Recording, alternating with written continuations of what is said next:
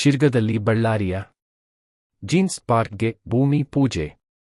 ಬಳ್ಳಾರಿಯ ಜೀನ್ಸ್ ಪಾರ್ಕ್ಗೆ ಶಿರ್ಗದಲ್ಲಿ ಭೂಮಿ ಪೂಜೆ ಮಾಡಲಿದೆ ಎಂದು ಬಳ್ಳಾರಿ ನಗರದ ಶಾಸಕ ನಾರಾ ಭರತ್ ರೆಡ್ಡಿ ಹೇಳಿದ್ದಾರೆ.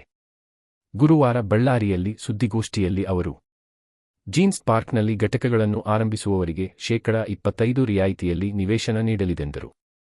ನಗರದ ಕೈಗಾರಿಕಾ ಪ್ರದೇಶದಲ್ಲಿ ತ್ಯಾಜ್ಯ ನಿರ್ವಹಣಾ ಘಟಕ ಹೊಂದಿರುವ ಜೀನ್ಸ್ ವಾಷಿಂಗ್ ಘಟಕಗಳು ತಕ್ಷಣ ಕಾರ್ಯನಿರ್ವಹಿಸಲು ಅನುಮತಿ ನೀಡಿದೆಂದರು. ಎಐಸಿಸಿ ನಾಯಕ ರಾಹುಲ್ ಗಾಂಧಿ ಅವರ ಬಯಕೆಯಂತೆ ಸಂಜೀವರಾಯನಕೋಟೆ ಬಳಿ 600 ಎಕರೆ ಪ್ರದೇಶದಲ್ಲಿ ದೇಶದಲ್ಲಿಯೇ ಗಮನ ಸೆಳೆಯುವ ಜೀನ್ಸ್ ಪಾರ್ಕ್ ನಿರ್ಮಿಸಲಿದೆ. ಅಲ್ಲಿ ಘಟಕಗಳನ್ನು ಆರಂಭಿಸಲು ಶಾಸಕ ನಾಗೇಂದ್ರ ಅವರ ಜೊತೆಗೂಡಿ ಬಯಸುವವರಿಗೆ ನಿವೇಶನ ನೀಡಲಿದೆಂದ ಅವರು ಇಟಿಪಿ ಪ್ಲಾಂಟ್ಗಳನ್ನು ನಿರ್ವಹಿಸದೇ ಇರುವವರಿಗೆ ಬಂದ್ ಮಾಡಿತ್ತು. ನಿಯಮದ ಪ್ರಕಾರ ನಡೆದರೆ ಮಾತ್ರ ನಮ್ಮ ಬೆಂಬಲ ಇರುತ್ತೆ. ಮೊದಲು ಪರಿಸರ ಸಂರಕ್ಷಣೆ, ನಂತರ ಇವರ ವ್ಯವಹಾರ ಎಂಬುದನ್ನು ನಾನು ಸಹ ಒಪ್ಪುವೆ ಎಂದರು.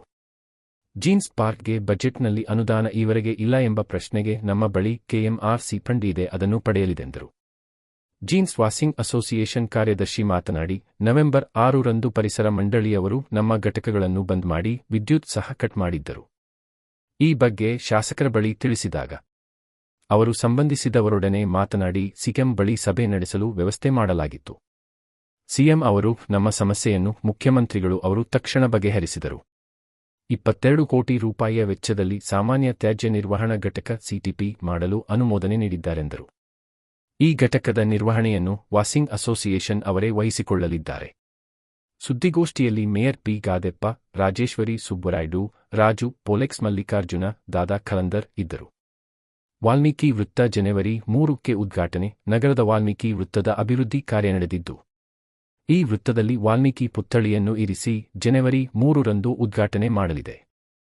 ಅದೇ ರೀತಿ ಗಡಗಿ ಚೆನ್ನಪ್ಪ ಸರ್ಕಲ್ನ್ನು ಸಹ ಬರುವ ಜನವರಿಯಲ್ಲಿ ಉದ್ಘಾಟನೆ ಮಾಡಲಿದೆಂದು ಶಾಸಕ ಭರತ್ ರೆಡ್ಡಿ ಹೇಳಿದರು.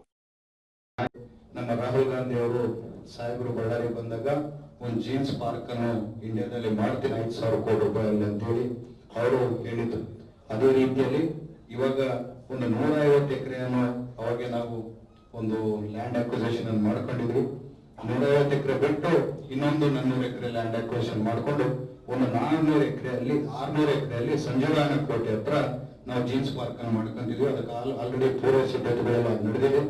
ಆದಷ್ಟು ಬೇಗ ನಮ್ಮ ರಾಹುಲ್ ಗಾಂಧಿ ಸಾಹೇಬರು, ಮುಖ್ಯಮಂತ್ರಿ ಸಾಹೇಬರು ಮತ್ತು ಉಪಮುಖ್ಯಮಂತ್ರಿಗಳು, ನಮ್ಮ ನಾಗೇಂದ್ರಣ್ಣವರು, ನಾಸರಣ್ಣವರು ಎಲ್ಲ ಬಂದು ಭೂಮಿ ಪೂಜೆಯನ್ನು ನೋಡಿ ಭಾರತ ದೇಶ ತಿರುಗಿ ನೋಡಂತ ಜೀನ್ಸ್ ಪಾರ್ಕ್ ಅನ್ನು ಬಳ್ಳಾರಿಯಲ್ಲಿ ನಾವು ಮಾಡ್ಕೊಂತಿದೀವಿ ಅತಿ ಶೀಘ್ರದಲ್ಲಿ ಅಂತ ಹೇಳಲಿಕ್ಕೆ ಇಚ್ಛೆ ಪಡ್ತೀನಿ. ಯಾರೇ ಆದರೂ